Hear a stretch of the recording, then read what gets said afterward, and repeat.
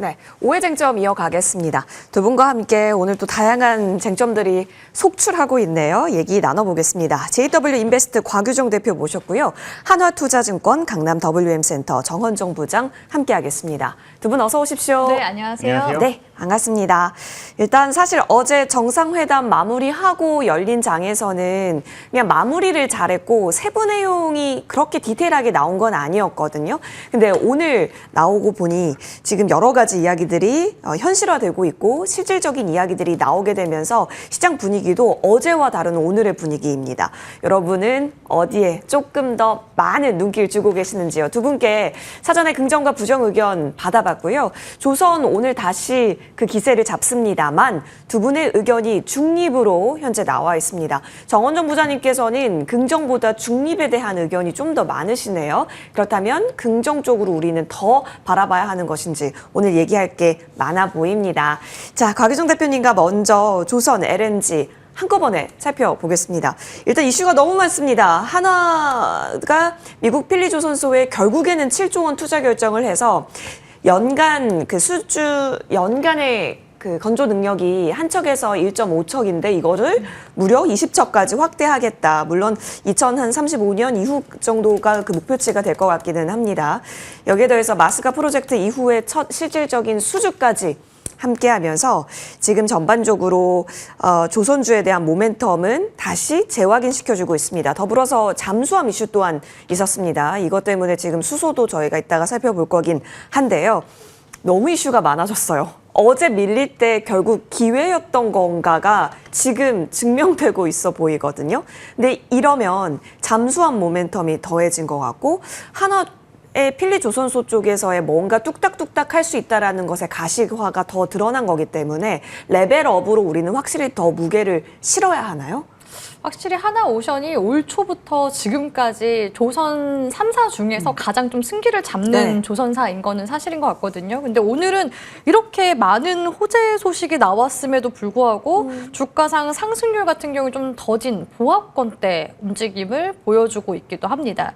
그만큼 지금 시점이 호재가 또 많이 나오는 만큼 주가상 차익 실현에 대한 그런 이제 심리도 가중될 수밖에 없는, 그러니까 박수 칠 때 떠나라 이런 심리들도 어쩔 수 없이 지금 들어올 수밖에 없는 그런 상황이기도 하거든요. 근데 그럼에도 불구하고 오늘 대체로 HD 현대 쪽 조선사들도 주가 움직임 우호적으로 잘 나타나고 있는 중이기도 하고요. 삼성중공업도 마찬가지입니다. 그런데 제가 이제 조선업 관련해서 중립 의견을 이제 드린 이유는 아무래도 신규 접근하는 거에 있어서는 좀 부담이 될 수밖에 없는 구간인 건 사실이잖아요. 그리고 대부분의 또 일반적인 투자자분들 같은 경우에는 추세 매매를 하신다고 하시더라도 여기서 이제 주가가 흔들리거나 단기적인 조정을 준다 했을 때 멘탈마저 와르르 이제 흔들릴 수밖에 없는 또 그런 구간대이기 때문에 사실 신규 매수에 있어서는 비중 관리에 대한 부분들, 여러 가지 좀 스킬에 대한 부분들이 좀 필요한 시기라서 중립 의견을 드린 거고요. 대체로 좀 대안이 될 수 있는 분야가 저는 이제 조선 기자재라든지 LNG 쪽을 꼽아보고 싶은데요. 그래서 저는 이제 LNG 쪽을 좀 주목해 봤을 때 오늘 삼성중공업이 지금 5% 정도 상승세에 지금 나와주고 있는 중이기도 하거든요.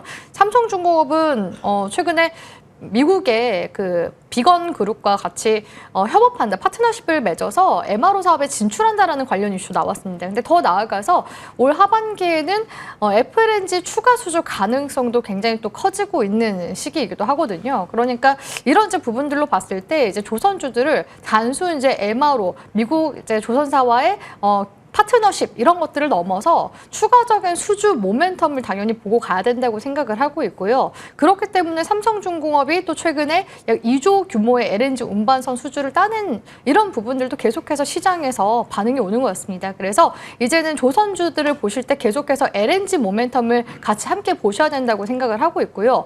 LNG 쪽 같은 경우에는 지금 또 모멘텀이 풍부한 그런 관련 기업들도 많죠. 지금 또 얼마 전에는 하이스틸이 계속 이제 좀 테마성으로 움직임 나타나는 모습들도 나타나기도 했었는데 일단은 LNG 쪽 우리나라가 이제 수입하는 거는 뭐 기정사실화된 부분이고 여기서 더 나아가서 지금 한미 정상회담에서 또 계속 이야기가 나온 부분이 알래스카 LNG 프로젝트 계속해서 우리나라 참여를 독려하고 있는 중이기도 하잖아요. 그래서 이런 관련 이야기가 이제 3분기 지나면서 4분기에는 본격적으로 논의가 될 가능성이 높기 때문에 관련 그런 기대 모멘텀은 충분히 지금 시점에서 기대감만으로도 모멘텀 플레이를 할 수 있는 시기라고 보여지고요. 대표적으로 뭐 넥스틸이라든지 내지는 LNG 터미널을 보유하고 있는 포스코 인터내셔널, 또 한국가스공사 이런 종목들이 여전히 수혜주로 거론이 되는 만큼 이 LNG 쪽을 조금 더 주목을 해 보시면서 조선주들을 흐름을 같이 좀 보시는 게 어떨까라고 보고 있습니다.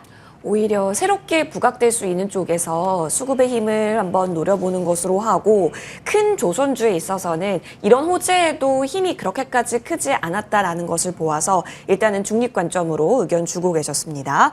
자, 그러면 정원정 부사님의 의견 또한 궁금해요. 사실 이전에는 동성화인텍 저희에게 주신 바도 있고 기자재단에 있어서는 대표 큰 종목군보다 그래도 조금 더 예쁘게 볼 수 있는 전망과 의견이 많긴 했었거든요. 어제도 방송하면서 많이 들었을 때 그 관점 유지하시는지 궁금해요. 왜냐면 추세는 살아있다라고 보여지는데요. 뭐 최근에 한번 그 의견 AS를 한번 했었을 네. 때 뭐 기억하실 수 있을 모르겠는데 제가 앞자리가 3자가 되면 좀 비중을 좀 줄여 이익 실현해라라고 예. 말씀드리긴 했거든요. 물론 그리고 나서도 좀 더 가는 모습 나오긴 네. 했지만 이 정도 수준 계속 올라갈 때마다는 조금씩 비중을 좀 줄이시는 게 나을 것 같고 왜냐하면 최근에 좀 계속 올랐던 부분 아마 좀 피로감도 좀 있을 거다라고 네. 보고 물론 중장기적으로 봤었을 때는 저도 동성화인텍 더 성장할 거다. 실적이 더 좋아지니까 더 갈 수 있다라고 보긴 하지만 최근에 이제 3만 원이 넘어가면서 수급을 보면 기관들이 계속해서 이익 실현을 하고 있습니다. 네. 오늘도 이익 실현하는 모습이 나오는 것 같은데 그러면서 최근에 주가 흐름을 보면 음봉이 나오던가 아니면 윗꼬리를 좀 달면서 마감하는 경우가 많아요. 이런 경우 보면 차익 실현하는 물량이 계속해서 나오고 있다라고 보시면 될 거거든요. 이런 물량들을 다 소화를 하고 나면 다시 한번 좀 갈 수 있다라고 보고 있어서 물론 이제 더 긴 호흡으로 할 수 있으신 시청자분들이라고 하면 그냥 아예 그냥 단단히 들고 가셔도 되긴 하지만 좀 짧게 움직이고 싶은 시청자분들이 계시다고 하면 이 정도 가격대 앞자리가 3자에 있었을 때는 올라갈 때마다 비중을 줄이셨다가 다른 쪽에서 한번 기회를 탐색하셨다가 어쨌든 이런 물량이 다 소화된 것 같다라고 하면 다시 한번 눈여겨보셔도 괜찮을 것 같습니다. 네. 확실히 이전부터 큰 조선주에 있어서는 관점을 긍정보다는 중립으로 늘 주셨어요. 그러니까 지금 구간에서는 좀 비중을 줄여가는 구간으로서 활용을 하고 계신다라는 점, 정원정 부장님 의견까지 저희 확인해봤고요. 동성화인텍 역시 그 전략 하에서 여러분 정리해 보시면 좋겠습니다. 자, 그러면 연장선상의 이슈일 수 있겠습니다. 잠수함 뉴스가 나오게 되면서 수소 쪽이 좀 강하게 흐름이 나오는데 두 분의 의견은 그렇게 긍정의 의견을 찾아보기는 어렵습니다. 두 분 모두 중립입니다. 자, 정은정 부장님께 여쭐게요. 사실 범한 퓨얼셀은 다른 땡땡 퓨얼셀 대비해서 이런 방산 쪽 모멘텀이 더 짙게 붙어 있는 쪽이기도 합니다. 지금 18%대 나타나고 있고요. 원일 TNI 같은 경우도 사실 수소 저장 합금 국내 유일의 양산 기술을 보유했는데 이게 잠수함에 사용된다라고 하니까 함께 오늘 반응이 나왔죠. 어떻게 보세요? 사실 수소주는 친정부 느낌의 정책이기도 했어가지고 수급이 안 들어와 있었던 건 아니었거든요. 근데 여기에 잠수함 모멘텀이 붙기는 했습니다만 일부 종목이라는 점에서 일단은 중립 의견 주신 건지요? 일단 뭐 직접적인 간접적으로 네. 얘기 나왔던 종목들 위주로 오늘 좀 많이 움직이는 것 같긴 한데 사실 수소 종목들을 보면 관련된 종목들이 사실 최근에는 조금 소외받고 많이 움직이진 않았었어요. 그러다가 오늘 얘기가 나오면서 좀 강하게 움직이는 말씀하신 범한 퓨어셀 네. 같은 경우 장중에는 거의 상한가 근처까지 갔었다가 지금은 이제 한 10%의 이 차익 실현 어쨌든 고점 대비해서 좀 네. 빠져 있는 그런 모습이 나오긴 하는데 개인적으로는 수소 쪽 같은 경우 지금 움직이는 부분은 기대감에 의해서 움직이는 부분이 좀 크다라고 생각을 하고 있습니다. 실제적으로 이제 직접적으로 얘기 나왔던 범한 퓨어셀 같은 경우에도 실적은 아직 조금 그렇게 다이나믹하게 성장할 거다라고 예상을 하지는 않거든요. 올해 1, 2분기도 그렇고 3, 4분기 실적도 보면 그렇게 좋은 실적, 이 성장하는 모습이 보이진 않고 연간으로 봐도 올해까지는 지난해 대비해서 그렇게 급성장하는 그런 모습이 보이지 있기 때문에 오늘 올라가는 부분은 그런 뉴스가 나오고 그런 뉴스의 기대감 때문에 올라가는 부분이긴 하지만 이게 어쨌든 뭐 시청자분들도 아시겠지만 기대감 때문에 올라가고 네. 추가적인 상승이 나오려고 하면 숫자가 좀 뒤따라야 된다라고 저는 생각을 하거든요. 근데 그런 부분이 뒤따라가지 않는다라고 봤었을 때는 오늘 올라가는 부분에 대해서는 그냥 짧게 만족하시고 조금 이익 실현하셔도 괜찮지 않나라고 생각을 하셔가지고 이 수소 쪽까지 시장이 커지려기 위해서는 저는 좀 아직은 좀 시간이 좀 필요하다라고 생각을 하고 있기 때문에 그런 측면에서 중립 의견을 내봤고요. 물론 이제 막 움직이기 시작했기 때문에 이 기술적으로 더 갈 수는 있다고 보긴 합니다. 예. 그래서 아주 부정적으로 보지는 않지만 이거를 계속해서 중장기적으로 계속 상승한다라고 보기도 좀 어렵기 때문에 올라갈 때마다 이 종목 역시도 이 업종 역시도 조금 비중을 좀 축소하시는 전략으로 대응하시는 게 맞을 것 같습니다. 오를 때마다 비중 정리하는 쪽으로 가이드 잡아주셨습니다. 실적 뒷받침이 먼저 우선시 되어야 추가 파동을 더 노려볼 수 있고 또 깊게 상승 방향도를 측정할 수 있기 때문이다가 그 근거였기 때문에 챙겨보시면 좋겠습니다. 수소 점검 도와드렸고요. 이어서 다음 쟁점으로 넘어갑니다. 자, ESS 보겠습니다. 두 분의 의견이 갈려있네요. 저희는 긍정 의견 듣겠습니다. 자, 테슬라 ESS 2차 발주 가능성 거론이 되면서 뭐 삼성, SDI, LG 에너지 솔루션 경협자가 될 것으로 전망이 됩니다. 그리고 삼성 SDI는 증권가에서 목표 주가를 31만 5천 원인가요? 또 상향시키는 흐름도 나왔고 서진 시스템 같은 경우도 또 추가적으로 ESS 관련한 공급 계약 이슈가 있기도 했었습니다. 그러니까 지금 뉴스가 계속 나오고 있다라는 거죠. 결국에는 2차 전지, 전기차보다는 ESS가 주력, 메인, 키워드인 것 같기는 하네요. 테슬라의 힘이 좀 큰 것 같기는 한데 이렇게 된다면 조금 더 추가 상승을 노릴 수 있을까요? LG엔솔이 쉬다가 지금 다시 자리를 잡는 느낌이 들어서요. 네, 저는 일단 ESS 쪽으로는 LG 에너지 솔루션을 가장 이제 대장적으로 봐야 되는 거는 네. 맞다고 생각을 하고 있고요.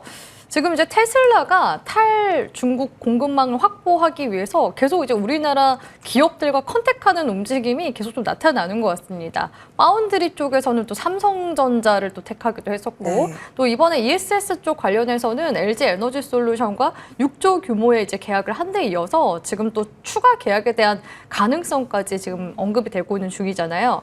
테슬라 하면은 뭐 대표적으로 이제 전기차를 잘 만드는 글로벌 기업 이렇게 이제 인지를 하고 계신 분들이 계실 텐데 실제로 이 미국의 태양광 수요가 굉장히 많습니다. 그래서 이 태양광 쪽을 가장 주도하는 국가가 중국과 이제 미국이라고 볼 수 있을 것 같은데요. 이 테슬라가 태양광으로 얻은 전기를 ESS로 이제 저장하는 발전 패키지 시장에 있어서도 1위를 하고 있는 곳이기도 합니다.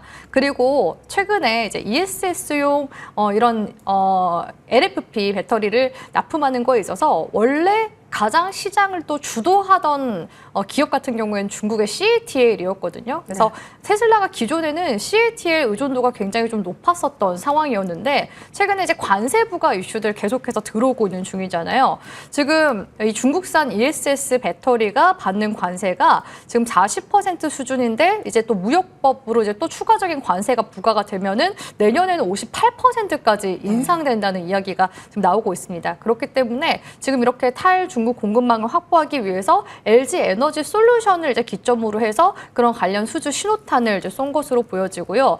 지금 테슬라 같은 경우에는 ESS 쪽 관련 전망들도 좋습니다. ESS 사업부가 매년 한 20%에서 30% 지금 매출 성장세를 보이고 있는 사업 부서이기도 하거든요.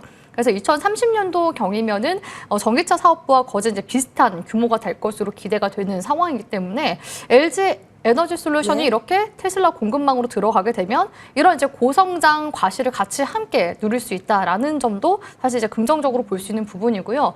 그렇기 때문에 지금 우리나라 뭐 LG 에너지 솔루션뿐만 아니라 지금 최근에는 SK온이 또 미국의 SK 배터리 아메리카를 또 두고 있기도 하잖아요. 그래서 ESS용 이제 LFP 라인을 또 이제 배정을 해서 이제 또 추가적인 이런 수주를 따낼 것이다라는 관련 이슈들도 들어오고 있습니다. 그만큼 지금 우리나라 국내 배터리사들이 ESS 시장에 지금 계속 판로를 넓혀 나가고 있는 중이고요. 이렇게 이제 ESS용 이제 LFP 배터리를 만들려면 그 안에 들어가는 또 양극재나 소재도 그렇죠. 중요할 텐데 네. 그래서 최근에 소재 관련주들 보면은 실적 개선에 대한 기대감이 계속해서 지금 높아지고 있는 시기이기도 하죠. 그래서 양극재 양극재 3사 중에서 가장 최근에 빠른 실적 개선을 이뤄나가고 있는 곳이 이제 에코프로 그룹주라고 볼 수 있을 것 같은데 최근에 이제 에코프로 같은 경우는 올해 상반기 기준으로 봤을 때 LCA 양극재 누적 판매량이 30만 톤을 이제 돌파했다라는 이야기가 또 들려오기도 했고요. 거기다 또 포스코 퓨처엠 같은 경우는 또 중국 시장도 계속 공략해 나가고 있어서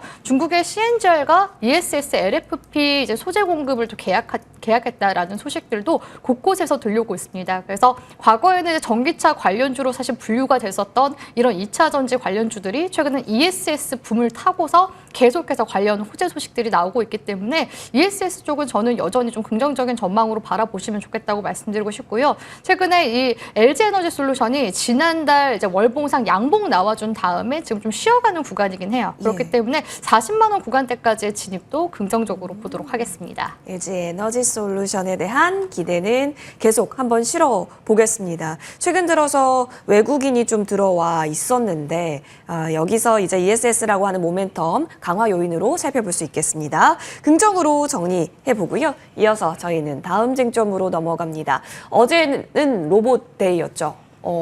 두 분 모두 긍정을 주고 계셔서 지금 이 로봇이 단발성의 움직임은 아니다로 생각하시는지가 궁금합니다. 자, 오늘 사실 근데 좀 밀리는 쪽이 있어서요. 그러면 오늘 들어가는 것에 있어서도 긍정의 시그널을 주실지가 궁금합니다. 부장님, 로봇주에서 어디 위주로 보세요? 일단 뭐 로봇 종목을 들어간다라고 하면 네. 그래도 조금 힘이 있는 종목 위주로 움직이는 종목 위주로 들어가야 된다라고 생각을 하고 있고 그 전에 이제 로봇이 좀 괜찮을지 먼저 판단을 해야 되는데 예. 사실 보면 이제 사실 얼마 전만 하더라도 그러니까 1, 2년 전만 하더라도 저는 로봇 쪽에 관련해서는 아직 아니다라고 계속 의견을 냈었습니다.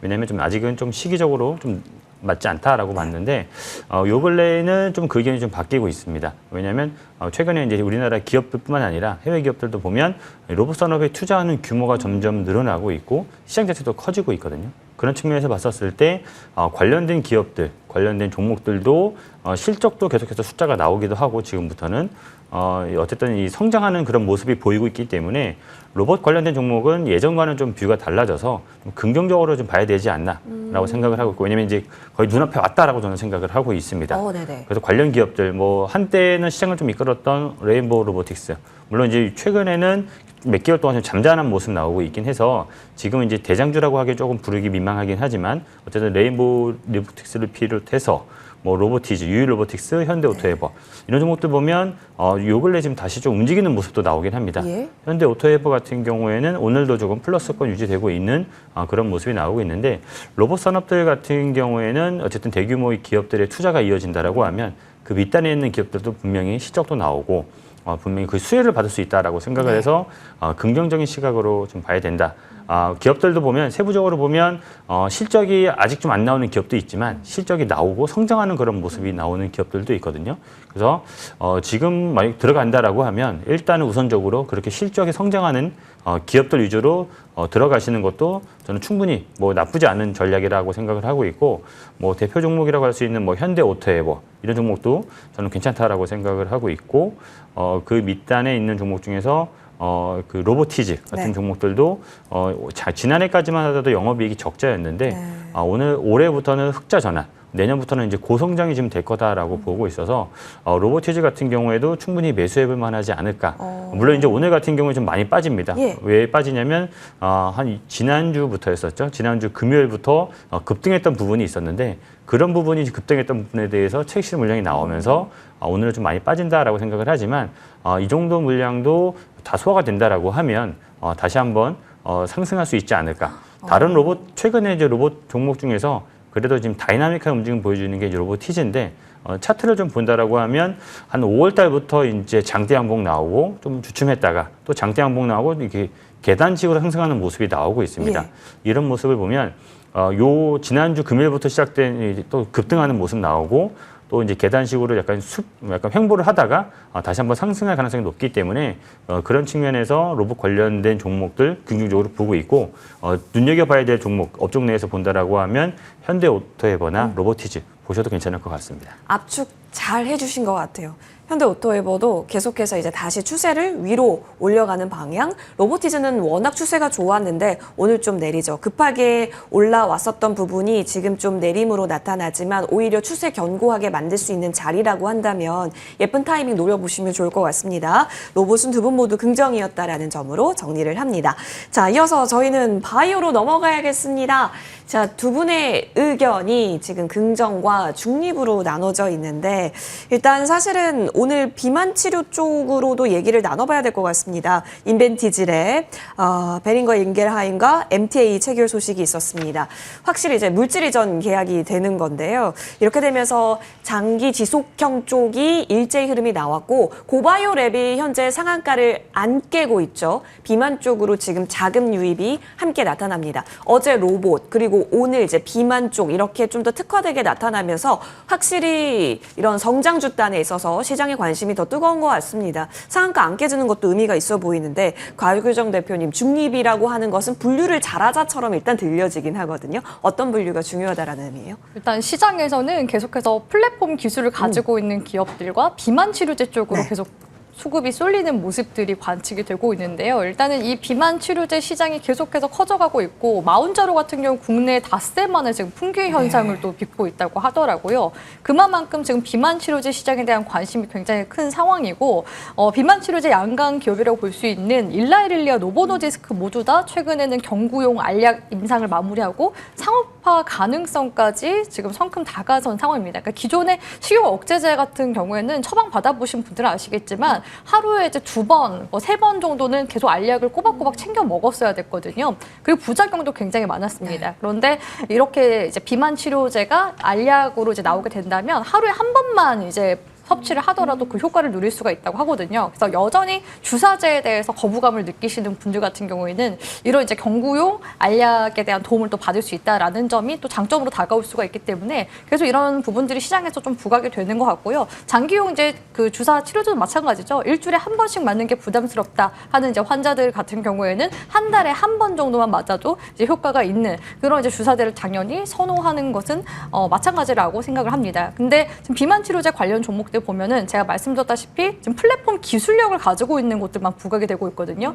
실질적으로 지금 한미약품 같은 경우에는 내년 정도가 되면은 이제 상용화까지도 거진 이제 다가서는 국내 제약사라고 볼 수 있을 것 같은데 지금 그 비만 치료제를 한번 이제 주사제를 맞아보신 분들은 아시겠지만 이게 식욕이 감퇴가 되면서 아무래도 이제 그 먹는 양이 줄어들다 보니까 지방도 빠질 뿐만 아니라 근육도 같이 빠질 수밖에 없어요. 그래서 이런 근육량을 같이 좀 유지시켜주는 약물이 중요한데 한미약품에서는 그런 지금 약물을 개발 중에 있거든요. 근데 지금 최근에 한미약품 보면은 주가는 그냥 행보세 나와주고 있는 중입니다. 그래서 그냥 비만 치료제 관련주라고 해서 무작정 주가가 다 이렇게 반영이 되는 건 아니라는 점도 일단 우리가 한번 고민을 해봐야 되는 부분이지 않나라는 생각이 들고요. 제가 이제 바이오 쪽은 중립 의견을 드린 이유는 지금 아직까지 의약품 관세 관련해서 뚜렷한 이야기가 나와 있지 않은 상황이에요. 지금 EU 쪽 같은 경우는 상한이 15%로 지금 매겨진 상황이긴 하지만 그러면서 지금 미국에서 계속 이야기가 나오는 게 약가 인하 정책에 대한 부분이거든요.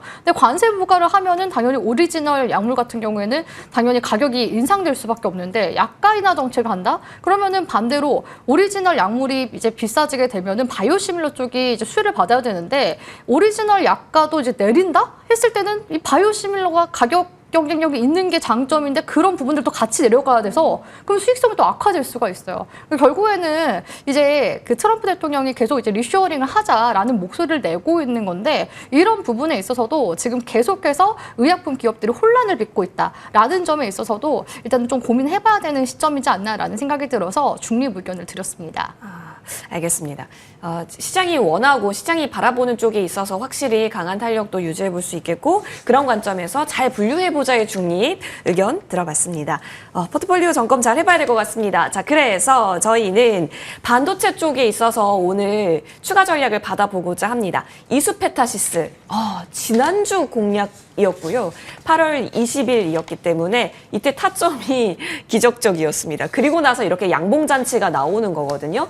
코스메타시스는 이제 그 램프업 이야기가 나오게 되면서 더 7 이상까지 본다라는 증권가 뷰도 존재합니다. 우리 부장님께서는 그럼 이제 여기서 만족하시는지 더 끌고 가시는지 궁금하고요. 일단 지난주 수요일에 하고 나서 목요일부터 계속 그러니까요. 오늘까지도 좀 올라줘서 예. 그때 목표가를 65,000원에 했던 것 같은데 오늘 지금 도달을 한 그런 모습이 나왔습니다. 너무 이게 단기간에 좀 많이 올라서 조금 좀 길게 많이 천천히 올라갔었으면 이렇게 좀 천천히 계속 더 가자라고 얘기하고 싶긴 한데 이렇게 많이 올랐기 때문에 1차적으로 목표가 도달해서 이익 실현하실 분들은 이익 실현하셔도 괜찮다라고 보고 있고 조금 더 나는 조금 도전해보겠다 하시는 분들은 정고점을 넘어선 앞자리가 바뀌는 7자까지도 한번 보셔도 괜찮지 않을까 생각을 해서 지금은 이제 가지신 분들이 약간 행복한 고민을 해야 되는 그런 시기일 것 같습니다. 알겠습니다. 저희도 행복하네요. 또 이런 종목을 소개해 드릴 수 있어서 기쁩니다. 자, 이어서 바로 탑픽으로 넘어갈 텐데요. 역시나 반도체 쪽에서 챙겨와 주셨습니다.